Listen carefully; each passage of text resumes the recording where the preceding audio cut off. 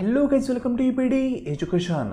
Guys, Maharashtra SET आणि NTUGC NET या दोन्ही एक्झाममधील पेपर फर्स्टसाठी आपण पाहत आहोत MCQज सिरीज. या MCQ सिरीजमध्ये सर्वात प्रथम रिसर्च ॲप्टिट्यूड आणि टीचिंग ॲप्टिट्यूड या दोन्ही युनिट संदर्भात MCQज आपण कव्हर केलेले आहेत.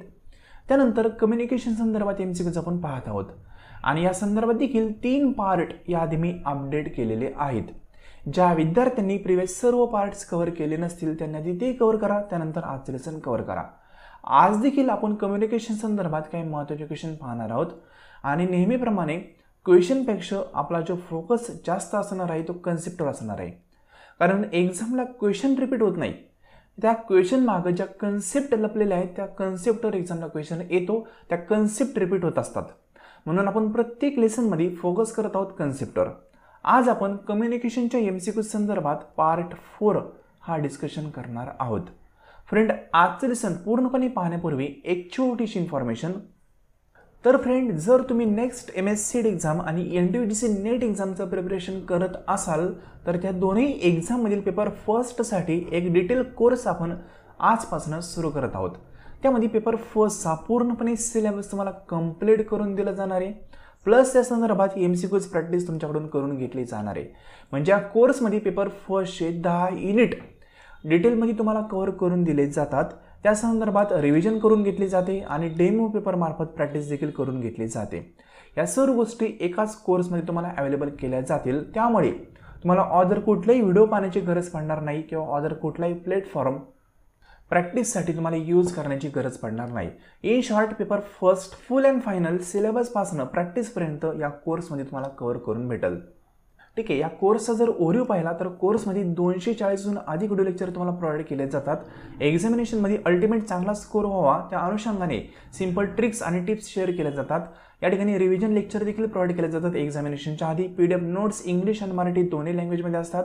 हा कोर्स तुम्हाला सेट एक्झामला कामा येणारच आहे, प्लस तुम्हाला जर नेट एक्झाम द्यायची असेल तर त्यासाठी देखील उपयुक्त ठरणार आहे. आणि इन केस एखाद्याला पेट एंट्रन्स द्यायची असेल तर त्या पेट एंट्रन्ससाठी देखील हा कोर्स उपयुक्त आहे. अदर कुठलाही कोर्स तुम्हाला जॉईन करण्याची गरज नाही आहे. डेमो किंवा practice question paper original paper सारखेच या कोर्समध्ये तुम्हाला प्रोव्हाइड केले जातात. जो पण कोर्स आहे एकदम सिंपल लँग्वेजमध्ये तुम्हाला प्रोव्हाइड केलेला आहे. मॉक टेस्ट, क्विज या सर्व गोष्टी या ठिकाणी असतात. एका अँड्रॉइड ॲप्लिकेशन मार्फत तुम्हाला कोर्सचा ॲक्सेस प्रोव्हाइड केला जातो. त्यामध्ये डेली बेसिसवर लेक्चर रेकॉर्ड करून शेअर केलं जातं. त्यानंतर तुम्हाला टाईम भेटेल त्यावेळेस तुम्ही हा कोर्स पाहू शकता. जे विद्यार्थी जॉब करत आहेत त्या विद्यार्थ्यांसाठी हा खूप चांगल्या प्रकारचा प्लॅटफॉर्म आहे. तुम्हाला तुमच्या वेळेनुसार, टाईमनुसार हा कोर्स पाहता येतो. ठीक आहे. या कोर्सची फी 2500 आहे. जर ही fee at a one time payment करणे तुम्हाला पॉसिबल नसेल, आर्थिक परिस्थिती योग्य नसेल तर ही फी तुम्ही इन्स्टॉलमेंटमध्ये देखील पेड करू शकता. 1500 कोर्स जॉईन करताना आणि नेक्स्ट मंथमध्ये 1050 अशा प्रकारे इन्स्टॉलमेंट फॅसिलिटी देखील अवेलेबल आहे. आणि वन टाईम पेमेंट केले तर 2500 वन टाईम पेमेंट आहे. अदर कुठलेही चार्जेस पूर्णपणे कोर्स होईपर्यंत तुमच्याकडून घेतले जात नाही. अधिक माहितीसाठी 90 11 36 20 82 या नंबरला व्हॉट्सअपला मेसेज करा. कोर्स इन्फॉर्मेशन पहा पूर्णपणे, त्यानंतर योग्य वाटलं तर तुम्ही हा कोर्स जॉईन करू शकता. इन्फॉर्मेशन योग्य वाटलं असेल तर डायरेक्टली पेमेंट करून देखील कोर्स संदर्भात जो पेमेंटचा स्क्रीनशॉट आहे तो व्हॉट्सअपला शेअर करा. याच नंबरला तुम्हाला कोर्सचा ॲक्सेस 5 मिनिटांच्या आत प्रोव्हाइड केला जाईल. ठीक आहे. हा आपला Google Pay, फोनपे नंबर आहे. पेमेंट करताना VPD एज्युकेशन असं क्लासचंच नाव येईल, त्यामार्फत तुम्ही पेमेंट करू शकता.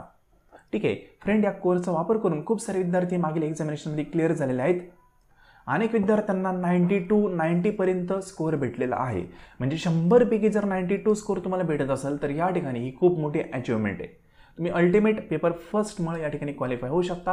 अनेक विद्यार्थ्यांचा हा अल्टिमेट स्कोअर खूप जास्त गेलेला आहे पेपर फर्स्टचा, त्यामुळे पेपर सेकंडचं बर्डन त्यांचं कमी झालं आहे आणि ते क्वालिफाय झालेले आहेत. इतका चांगला स्कोअर मे बी तुम्हाला अदर प्लॅटफॉर्म पाहायला भेटणार नाही, तुम्ही चेक करू शकता. ठीक आहे. पेपर फर्स्टमध्ये 92 म्हणजे 100पैकी 92, पेपर फर्स्टमध्ये 100पैकी 90, पेपर फर्स्टमध्ये 100पैकी 88 हा खूप मोठा स्कोअर आहे. आणि हे या ठिकाणी तुम्हाला खूप कमी वेळ देऊन अचीव करता येऊ शकतं. कारण कोर्ससाठी असं खूप जास्त वेळ देण्याची गरज नाही. तुम्ही एक ठराविक 45 मिनिटं ते 40 मिनिटं इतका जरी वेळ दिला डेली बेसिसवर तरी तुम्ही इझिली इतका स्कोअर करू शकता. ठीक आहे. इन्फॉर्मेशन हवी असेल तर हा आपला व्हॉट्सअप नंबर आहे, त्यावर मेसेज करून इन्फॉर्मेशन पहा. तर फ्रेंड, आज आपण कम्युनिकेशन संदर्भात MCQज पाहणार आहोत. यामध्ये 3 लेसनला कंटिन्यू करत आज आपण 4 पासून जे लेसनमध्ये MCQs पाहणार आहोत ते कंटिन्यू करूया. तर मागील 3 लेसनमध्ये टोटल 45 पर्यंत क्वेश्चन आपण कव्हर केलेले आहेत. त्या क्वेश्चनला स्किप करतोय, डायरेक्टली पुढचे जे क्वेश्चन आहेत ते आपण पाहतोय. ठीक आहे, सर्व लेसन एका सिक्वेन्सने पहा जेणेकरून तुम्हाला सर्व गोष्टी कळतील. एक प्लेलिस्ट आपण केलेली आहे, त्या प्लेलिस्टची लिंक तुम्हाला डिस्क्रिप्शन बॉक्समध्ये दिलेली आहे. तिथून तुम्ही सर्व लेसन पाहू शकता जे प्रिव्हियस होऊन गेलेले सर्व. तर मागील लेसनमध्ये 45 पर्यंत क्वेश्चन आपण पाहिले होते.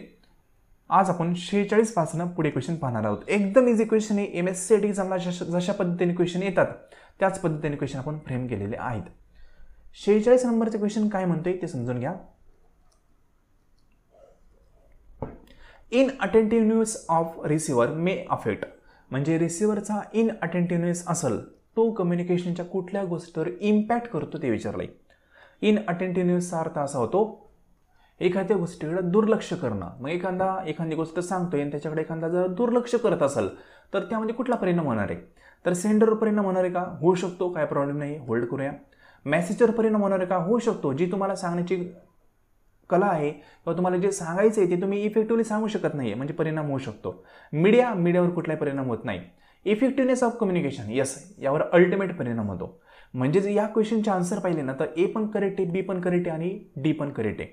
मोस्ट अप्रोप्रिएट कुठला आहे आपल्याला ओळखायचा आहे.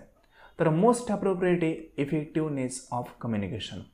म्हणजे थोडक्यात इथं एक मुलगी बसलेली, इथे एक मुलगा बसलेला आहे.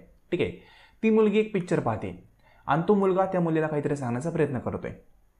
तर या ठिकाणी या मुलीचं दुर्लक्ष आहे कोणाकडं? या मुलाकडं. त्या मुलाला जे सांगायचं आहे ना तो इफेक्टिव्हनेसने सांगू शकत नाही त्या मुलीला. कारण का? ती मुलगी त्याच्याकडे पाहतच नाही, ती पिक्चर पाहते, तिचं लक्ष तिकडे आहे. मग या ठिकाणी त्या मुलाला जे इफेक्टिव्हली कम्युनिकेट करायचं आहे ते करता येत नाही आहे. का? तर या ठिकाणी दुर्लक्ष करते, इनअटेंटिव्हनेस आहे त्या मुलीमध्ये. ठीक आहे, मग त्या ठिकाणी कम्युनिकेशन इफेक्टिव्ह होत नाही. सिंपल ना. मग कम्युनिकेशन इफेक्टिव्ह व्हायचं असेल तर त्या ठिकाणी समोरच्याचं पण लक्ष पाहिजे, तो लिसनिंग आपल्याकडे करत पाहिजे. ठीक आहे, तर बेसिक क्वेश्चन आहे. या ठिकाणी सेंडर आहे त्यावर परिणाम होऊ शकतो, मेसेजवर पण होऊ शकतो, पण सर्वात जास्त जो परिणाम होतो ना तो इफेक्टिव्हनेस ऑफ कम्युनिकेशनवर होतो. पहा, साधे एक्झाम्पल आहे. तुम्ही वर्गामध्ये शिकवायला गेले कोणाला? पहिली दुसरीच्या मुलांना, आणि वर्गामध्ये तुम्ही पाढे शिकवायला लागले, पण पहिली दुसरीची मुलं आहेत, नुसती गडबड गोंधळ चालू आहे, कोणाचं लक्षच नाही तुमच्याकडं. तर तुम्ही जे त्यांना सांगणार आहे ना ते तुम्हाला तेवढं इफेक्टिव्हली सांगता येणार नाही आहे. बरं ना. अनेक स्पीकर असतात पहा, जर ऑडियन्स खूप जास्त गडबड गोंधळ करत असेल ना तर स्पीकर काय करतात? त्यांचं स्पीच स्टॉप करून टाकतात. अनेक कीर्तनकार, अनेक मोटिवेशनल स्पीकर तसं करतात पहा. का करतात? कारण त्यांचा इफेक्टिव्हनेस आहे ना कम्युनिकेशनमध्ये तो राहत नाही. समोरच्यांनी पण आपलं ऐकलं पाहिजे, नाही ऐकलं तर कम्युनिकेशन इफेक्टिव्ह होत नाही. सिंपल. म्हणून ऑप्शन नंबर डी हा करेक्ट आहे. एकदम सोपे क्वेश्चन असतात, अवघड असं काहीच नसतं. तर आता 47 नंबरचा question. सॉक्रेट has given dash method of discovering the truth, म्हणजे कुठलीही पद्धत आहे खरं शोधण्याची. तर डायलॉग मेथड आहे ज्यामार्फत आपण खरं शोधू शकतो असं सॉक्रेट यांनी म्हणलेलं आहे. हा MSCIT एक्झामला एकदा क्वेश्चन येऊन गेलेला आहे. या ठिकाणी लक्षात ठेवा सॉक्रेटने असं का म्हणलं. तर सॉक्रेट यांचं म्हणणं असं आहे की एखाद्याला एखाद्या गोष्टीचं खरं जाणून घ्यायचं असेल तर त्या ठिकाणी त्या व्यक्तीने काहीतरी बोललं पाहिजे. जसं पहा, कोर्टामध्ये तुमच्या विरुद्ध काहीतरी केस एखाद्याने टाकलेली आणि ती केस तुमच्या विरुद्ध टाकल्यानंतर कोर्टामध्ये तुम्ही जबाब दिला पाहिजे. ठीक आहे, तुम्ही बोलले पाहिजे. तुम्ही बोलले तर तुम्ही निर्दोष आहात हे तुम्हाला सांगता येईल दुसऱ्यांना. म्हणजे त्या ठिकाणी त्यांचं असं म्हणणं आहे की खरं जे आहे ना ते समजायचं असेल तर समोरच्या व्यक्तीने गोष्टी बोलल्या पाहिजे, म्हणजे डायलॉग त्यांनी साधला पाहिजे असं त्यांचं म्हणणं आहे. म्हणजे डायलॉग हा एक मेव गोष्ट आहे की त्यामार्फत आपण समोरच्याचं काय खरं आहे काय खोटं आहे ते फाइंड आउट करू शकतो.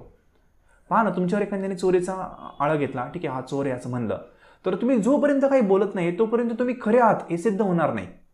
मग त्या ठिकाणी डायलॉग हा महत्त्वाचा असतो. सिंपल ना. म्हणजे ट्रूथ फाइंड आउट करण्यासाठी, डिस्कवर करण्यासाठी डायलॉग हा महत्त्वाचा असतो असं सॉक्रेट यांनी म्हणलेलं आहे. म्हणून ऑप्शन नंबर डी हा करेक्ट आहे. हे आपल्या कोर्समध्ये आपण डिटेलमध्ये पाहिलेलं आहे. सिंपल. नेक्स्ट आहे क्वेश्चन नंबर 48.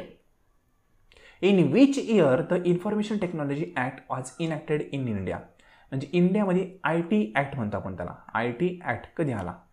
तर 2000 साली आला. लक्षात ठेवा, स्टॅटिक पोर्शन आहे. ऑप्शन नंबर सी हा करेक्ट. त्यानंतर question number 49. The component of communication cycle are sender, message, receiver and, म्हणजे नॉर्मली कम्युनिकेशनच्या सायकलमध्ये 4 महत्त्वाचे कंपोनंट असतात. ते कुठले आहेत ते तुम्हाला विचारलं आहे. सेंडर असतो, मेसेज असतो, रिसिव्हर असतो. आणखी एक कुठलं आहे ते विचारलं आहे. नॉईज असतो का? असतो. कम्युनिकेशनचा कंपोनंट आहे, नाही असं नाही, होल्ड करूया. मीडिया येस कम्युनिकेशनचा कंपोनंट आहे, होल्ड करूया. बॅरियर हा पण आहे बरं का इनडायरेक्टली कंपोनंट, याला पण होल्ड करूया. फीडबॅक हा पण कंपोनंट आहे इफेक्टिव्ह कम्युनिकेशनचा, इफेक्टिव्हनेसचा असतो रेग्युलर नाही, म्हणून याला स्किप करू.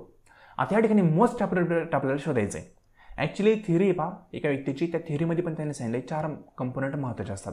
त्यांच्या म्हणण्यानुसार सेंडर महत्त्वाचा असतो, सेंडरकडे एक मेसेज असतो, तो मेसेज रिसिव्हरला पोहोचण्यासाठी मध्ये मीडिया महत्त्वाचे असते. आन्सर भेटलं.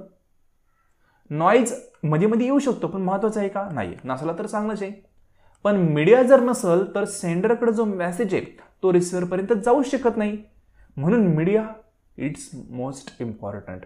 ठीक आहे, म्हणजे मीडिया ठिकाणी खूप जास्त महत्त्वाचे असते. बॅरियर पण महत्त्वाचं नसतं, ते निगेटिव्ह आहे. नॉईज निगेटिव्ह आहे, फीडबॅक पॉझिटिव्ह पण इफेक्टिव्हसाठी असतो तो. मग एकच ऑप्शन राहतो मीडिया. तर लक्षात घ्या कम्युनिकेशन सायकलमध्ये सर्वात जास्त महत्त्वाचा रोल कोणाचा असतो? मीडियाचा असतो. मीडियाशिवाय कम्युनिकेशन सायकल होऊ शकत नाही.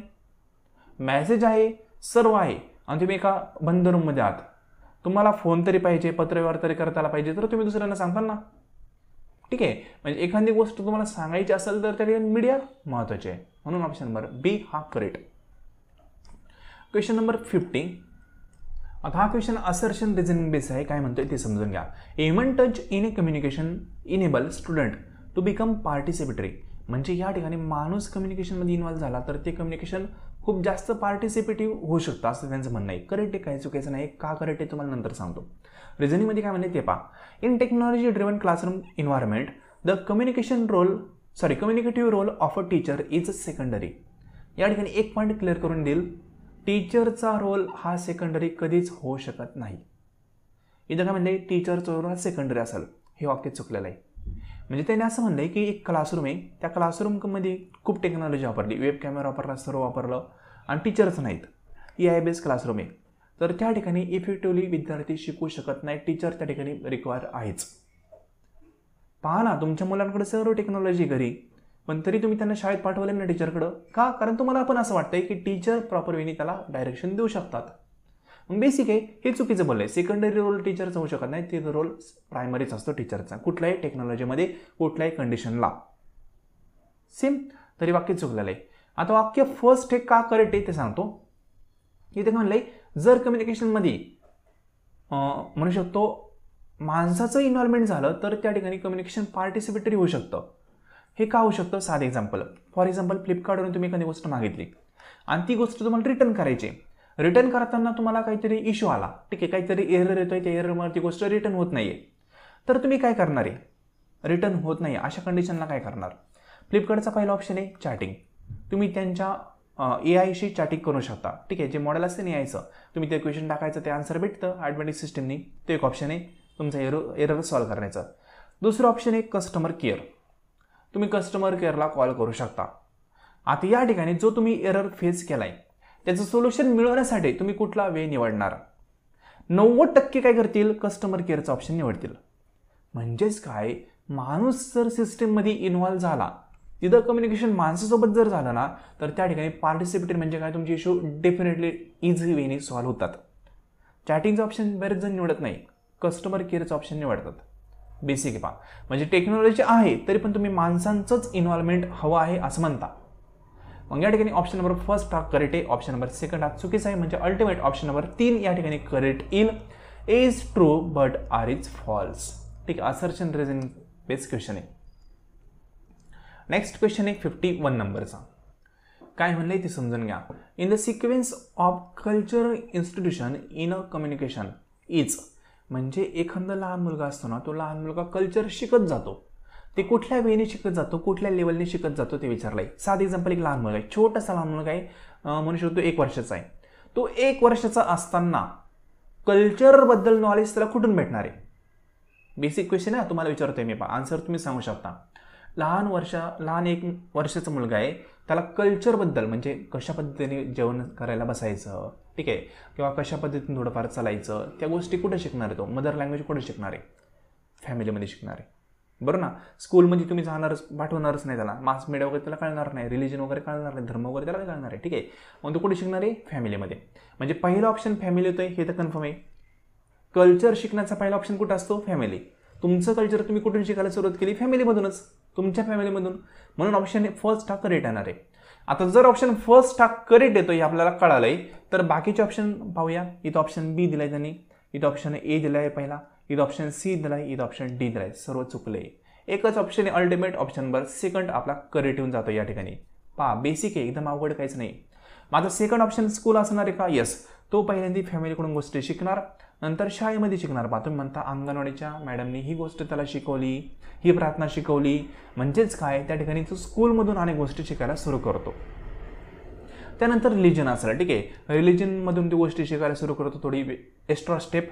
आणि त्यानंतर मास मीडिया, फोन वगैरे त्याच्या मार्फत गोष्टी शिकायला करतो. म्हणजे या ठिकाणी जर लेवल पाहिला तर फॅमिली पहिल्या नंबरला, स्कूल सेकंड नंबरला, नंतर रिलिजन, नंतर मास मीडिया. म्हणजे अल्टिमेट ऑप्शन नंबर हा आपला करेक्ट येईल, सेकंडवाला, ABCD.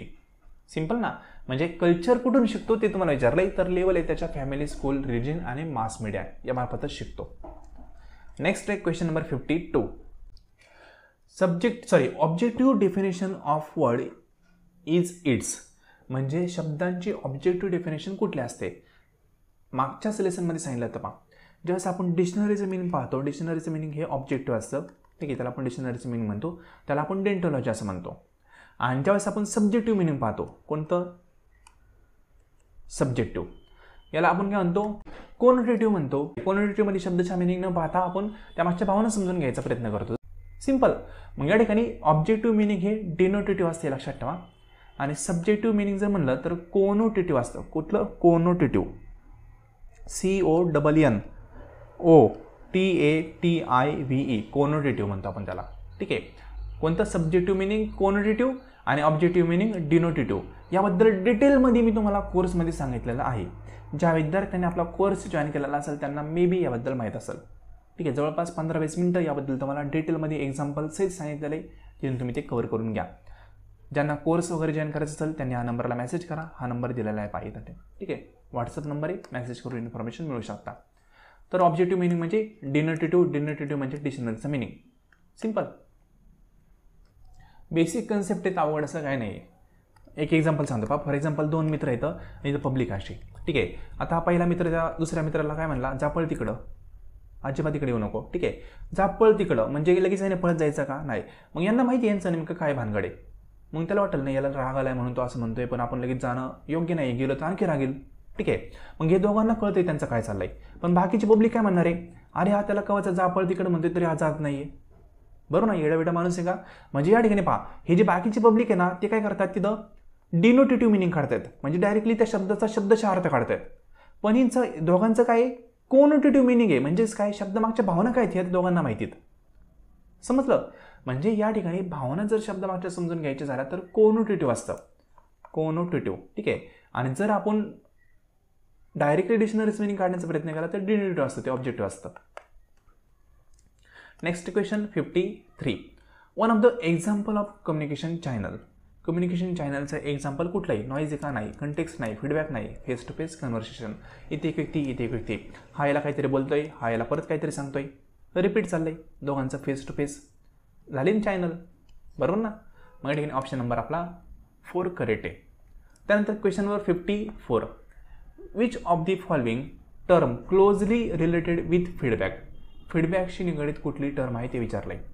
तर या ठिकाणी फीडबॅकशी निगडीत जी टर्म आहे ना ती आहे सायबरनेटिक.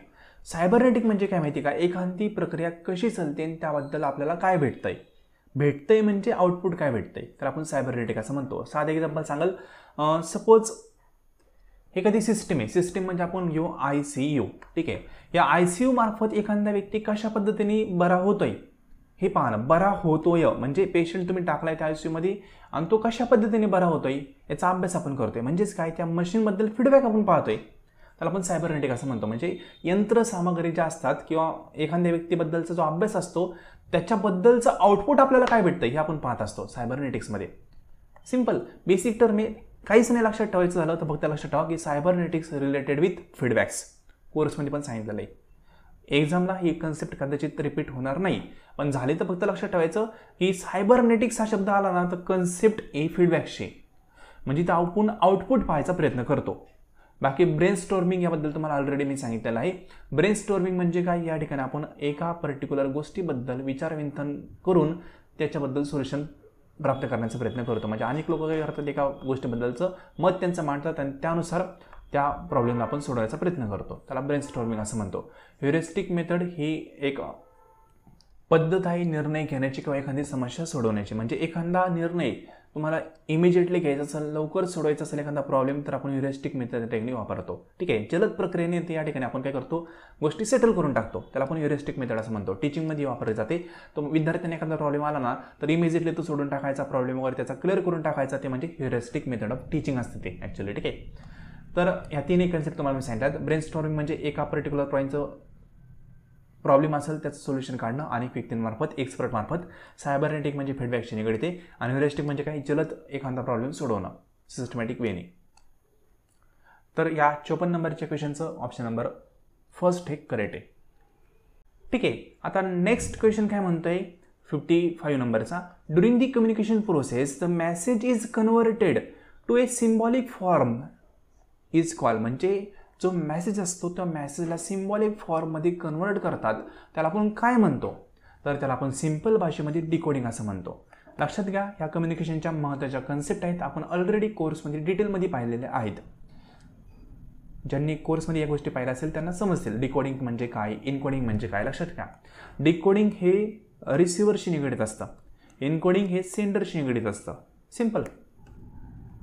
नेक्स्ट आहे कम्युनिकेशन संदर्भातला 56 नंबरचा question. Which of the 3 component are part of human communication process. म्हणजे माणसांची जी कम्युनिकेशनची प्रोसेस आहे त्याचे 3 कंपोनंट कुठले ते तुम्हाला विचारलं आहे. तर या ठिकाणी फर्स्ट ऑप्शन आहे message recording and feedback. Recording कम्युनिकेशनच्या प्रोसेसमध्ये तुम्ही आतापर्यंत अभ्यासलं का, नाही, सोडून द्या. नंतर option number second noise feedback and जागरण. म्हणजे या ठिकाणी हे दोन्ही शब्द ऐकले असतील, पण हा शब्द कदाचित तुम्ही ऐकला नसेल कम्युनिकेशनच्या प्रोसेसमध्ये, आणि नाही पण हा ॲक्च्युली निगेटिव्ह कन्सेप्ट आहे. या ठिकाणी या शब्दाचा अर्थ असा होतो की कम्युनिकेशन करताना भारी भक्कम अवघड शब्द कम्युनिकेशनमध्ये वापरायचे. म्हणजे एखादा व्यक्ती बोलतोय एखादी गोष्ट तुमच्यासोबत आणि त्यांनी खूप टेक्निकल शब्द तुमच्यासोबत वापरले, तर तुम्हाला ते शब्द कळणार नाही पा, बरोबर ना. मग त्याला आपण जागरण असं म्हणतो. मग त्या ठिकाणी कम्युनिकेशन इफेक्टिव्ह होत नाही. समोरच्याला समजतील असे शब्द त्या ठिकाणी वापरले पाहिजे. जसं तुम्ही एखाद्या आजी आजोबाशी बोलताय, त्यांना म्हणले की माझं MSc इन केमिस्ट्री झालेलं आहे, बरं ना. आजी आजोबा आहेत, काही कळत नाही त्यांना, असं आपण समजू एज्युकेशन बाबतीत. त्यांना तुम्ही काय म्हणताय, माझं MSc इन केमिस्ट्री झालं आहे. ते म्हणतील म्हणजे काय रे, असं सांगणं अपेक्षित नाही त्यांना. तुम्ही सांगितलं त्यांना की माझं 17वीपर्यंत शिक्षण झालं आहे, तर त्यांना कळेल पा. म्हणजे त्यांच्या लँग्वेजमध्ये तुम्ही त्यांना सांगितलं पाहिजे. अवघड शब्द वापरले नाही पाहिजे त्या ठिकाणी. मग अवघड शब्द वापरले तर तुम्ही जागरण क्रिएट करताय, म्हणजे काय, कम्युनिकेशनमध्ये अडथळा निर्माण करताय. समजलं. मग या ठिकाणी कन्सेप्ट समजून घ्या. ही निगेटिव्ह कन्सेप्ट आहे, कम्युनिकेशनच्या सायकलमध्ये येत नाही. सिंपल ना, समोरच्याला समजेल अशा शब्दामध्ये बोलले पाहिजे. म्हणजे हे पण ऑप्शन आहे आपला. नंतर option number C message, noise आणि फीडबॅक. येस, हे कॉमनली आपण पाहतो कम्युनिकेशन सायकलमध्ये हे येतात. मॅसेज पण येतो, नॉईज पण येतो आणि फीडबॅक पण येतो. हे आपला आन्सर येऊ शकतं. होल्ड करूया, बाकीचं ऑप्शन पाहूया. Option number D feedback, message आणि क्रिटिकिन. ठीक आहे, हे पण येणार नाही. ॲक्च्युली हा पण शब्द निगेटिव्ह आहे, सोडून द्या. मग या ठिकाणी एकच ऑप्शन अल्टिमेट आपला राहतो, option number C message, noise आणि फीडबॅक. हे कम्युनिकेशनच्या सायकलचे कंपोनंट आहेत जे माणूस कंटिन्यू कम्युनिकेशन सायकलमध्ये यूज करतो. ऑप्शन नंबर सी हा करेक्ट आहे. बेसिक आहे ना. हे पहा, पहिल्या ऑप्शनमध्ये हा निगेटिव्ह, म्हणजे निगेटिव्ह म्हणण्यापेक्षा हा शब्द आउट ऑफ कंटेक्स्ट आला, हा निगेटिव्ह आला आणि हा पण निगेटिव्ह आला. मग एकच राहतो option number C. Question number 57. Which of the following explain the feedback. खालीलपैकी कुठली कन्सेप्ट फीडबॅकला एक्सप्लेन करते ते तुम्हाला विचारलंय. ऑप्शन नंबर फर्स्ट काय म्हणते पहा, नॉन व्हर्बल कम्युनिकेशन ओनली. असं कधी होईल का, फीडबॅक फक्त नॉन व्हर्बल कम्युनिकेशनमध्ये असतो का, नाही. एखाद्याची तुम्ही मदत केली, ठीक आहे, तर फॉर एक्झाम्पल आजोबा आहेत, तुम्ही त्यांची मदत केली, ते तुम्हाला थँक्यू म्हणले, म्हणजेच काय, त्यांनी प्रतिक्रिया दिली तुम्हाला थँक्यू. फीडबॅक आहे ना तुमच्या कामाबद्दलचा. व्हर्बल आहे का नॉन व्हर्बल आहे, थँक्यू म्हणजे व्हर्बल आहे, पण यांनी म्हणलं फक्त नॉन व्हर्बल ओनली म्हणलंय, सोडून द्या. व्हर्बलमध्ये पण फीडबॅक देता येतो, तुम्ही अनेकांना थँक्यू म्हणता, म्हणजे फीडबॅकच असतो ना, म्हणून हे चुकीचं आहे. नॉन व्हर्बल त्या ठिकाणी येणार नाही, ओनली शब्द चुकीचा आहे. नंतर environmental noise out of context आहे, सोडून द्या, फीडबॅकचा त्याचा काही संबंध नाही. Option number C verbal and non verbal receiver response. Yes, यालाच आपण फीडबॅक असं म्हणतो. रिसिव्हरकडून आपल्याला काहीतरी रिस्पॉन्स भेटला पाहिजे, मग तो व्हर्बल असो किंवा नॉन व्हर्बल असो, कुठलाही असो, पण रिस्पॉन्स भेटला पाहिजे, त्याला आपण काय म्हणतो, फीडबॅक असं म्हणतो. बरोबर आहे ना. मग हेच एक्झाम्पल तुम्हाला पुन्हा सांगतो पहा. इथं तुम्ही आहात, इथं एक आजोबा आहेत, त्या आजोबांची तुम्ही काहीतरी मदत केली. मदत केल्यानंतर ते तुम्हाला थँक्यू म्हणले. म्हणजेच काय, व्हर्बली तुम्हाला रिप्लाय त्यांनी दिला, फीडबॅक दिला कामाबद्दलचा, व्हर्बल थँक्यू. तुम्हाला खूप भारी वाटेल, अरे मदत केली मला, ते थँक्यू म्हणले, वा वा, बरोबर ना, फीडबॅक भेटला. नंतर त्याच आजोबांनी तुम्हाला थँक्यू न म्हणता तुम्हाला जवळ बोलवलं आणि शांतपणे तुमच्या डोक्यावर एक छोटासा अल्लाचा हात ठेवला. डोक्यावर हात ठेवला, तुम्हाला समजलं आशीर्वाद देत आहेत. बोलत नाही पण आशीर्वाद देत आहेत. फीडबॅकच भेटला ना रिसिव्हरचा नॉन व्हर्बल वेमध्ये. म्हणजे या ठिकाणी रिस्पॉन्ड जो आहे तो तुम्हाला भेटला आहे रिसिव्हरकडून, तोच तुमचा फीडबॅक आहे. मग त्यांनी हात डोक्यावर ठेवून आशीर्वाद देऊ किंवा थँक्यू म्हणू, तुम्हाला काहीतरी रिस्पॉन्ड भेटलाय, त्यालाच आपण फीडबॅक असं म्हणतो. म्हणजे या ठिकाणी इतकं तर क्लिअर होतंय की फीडबॅक हा व्हर्बल पण असू शकतो आणि नॉन व्हर्बल पण असू शकतो. हा फक्त ओनलीवाले आहेत ना त्यांना सोडून द्या, फक्त व्हर्बल फक्त नॉन व्हर्बल असं नसतं, दोन्ही पण प्रकारचा फीडबॅक असू शकतो. तो रिसिव्हरचा रिस्पॉन्ड आपल्याला भेटणं अपेक्षित आहे. समजलं, एकदम सोपं आहे. Next question number 58. To decode a message is to. म्हणजे या ठिकाणी त्यांनी काय म्हणलंय, मेसेजला डिकोड करणं म्हणजे काय. आता पहिली कन्सेप्ट आहे, डिकोड हे कोण करतं, सेंडर करतो का रिसिव्हर करतो. जो आपला रिसिव्हर असतो तो मेसेजला डिकोडिंग करतो, बरोबर ना. आणि जो आपला सेंडर असेल तो मेसेजला इनकोडिंग करतो, म्हणजे लॉक लावतो. मग या ठिकाणी डिकोडिंग करणं म्हणजे काय हो, तर जो रिसिव्हर असतो तो मेसेज समजून घेण्याचा प्रयत्न करतो, त्याला आपण डिकोडिंग असं म्हणतो. म्हणजे या ठिकाणी इव्हॅल्युएट करतो मेसेजला, नाही. ट्रान्सलेट करतो आयडियाला कोडमध्ये, नाही. हे सेंडर करत असतो. आयडियाला कोडमध्ये ट्रान्सलेट करणं म्हणजे थोडक्यात इनकोडिंग करणं. ठीक आहे, हा ऑप्शन इनकोडिंगचा आहे म्हणून हा येणार नाही. डिकोडिंगबद्दल बोलले त्यांनी. कारण नंतर रिजेक्ट ए मेसेज काही संबंध नाही. इंटरप्रेट ए मेसेज हे आपलं करेक्ट आन्सर आहे. मेसेज इंटरप्रेट करणं म्हणजेच डिकोडिंग करणं. म्हणजेच काय, जो रिसिव्हर असेल तो मेसेजला समजून घेण्याचा प्रयत्न करतोय, त्याला आपण इंटरप्रिटेशन असं म्हणतो. म्हणून ऑप्शन नंबर डी हा करेक्ट आहे. Simple question. त्यानंतर question number 59. One skill worker in a factory order 15 unskill worker and unskill worker follow the order. This dash type of communication. म्हणजे हा एक कोणी एक वर्कर आहे. शब्द काय वापरलाय पहा, कुठला, एक मिनटं, हां वर्कर, कुठला, स्किल वर्कर. स्किल वर्कर आहे हा एक. नंतर त्याने काय केलं, एका स्किल वर्करने 15 अनस्किल वर्करला काय केलं, ऑर्डर दिली. म्हणजे एक वर्करच आहे पहा, म्हणजे मॅनेजरने वर्करला असं नाही, वर्करच आहे. हा स्किल वर्कर आहे, हा अनस्किल वर्कर आहे. हे अनस्किल वर्कर किती आहेत, 15 आहेत असे, 15, बरोबर ना. या 15 अनस्किल वर्करला एका स्किल वर्करनी ऑर्डर दिली. तर हे कम्युनिकेशन कुठल्या प्रकारचं आहे ते तुम्हाला विचारलंय.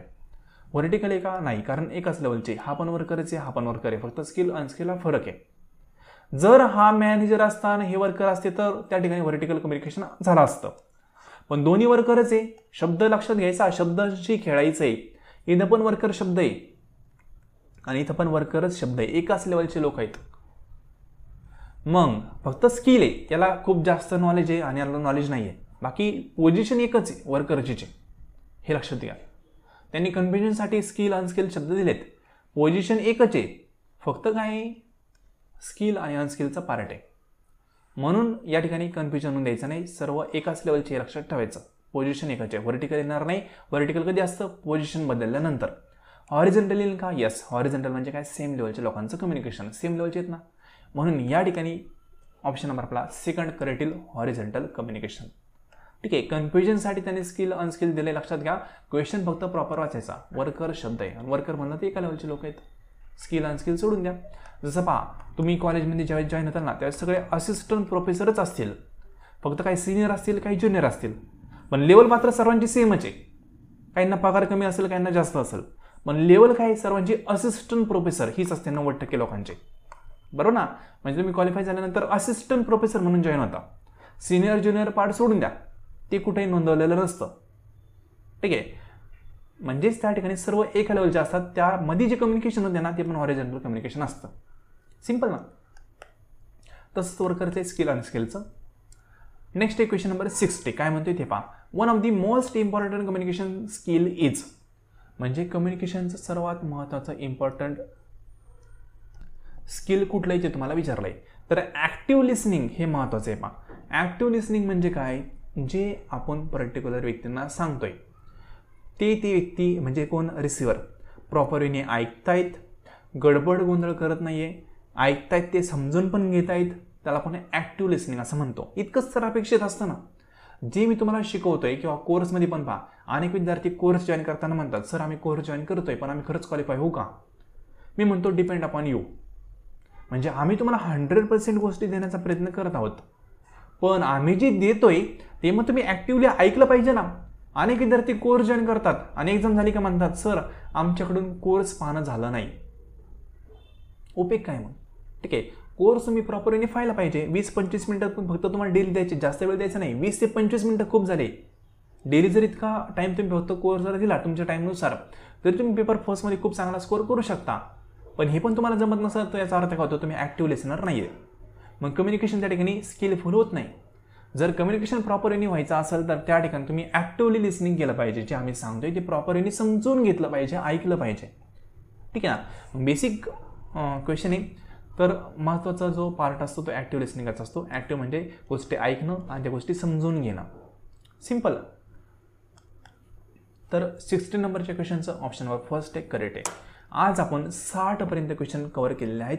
बाकी उर्वरित काही क्वेश्चन असतील ते पुढच्या 2-3 पार्टमध्ये आपण डिस्कशन करणार आहोत.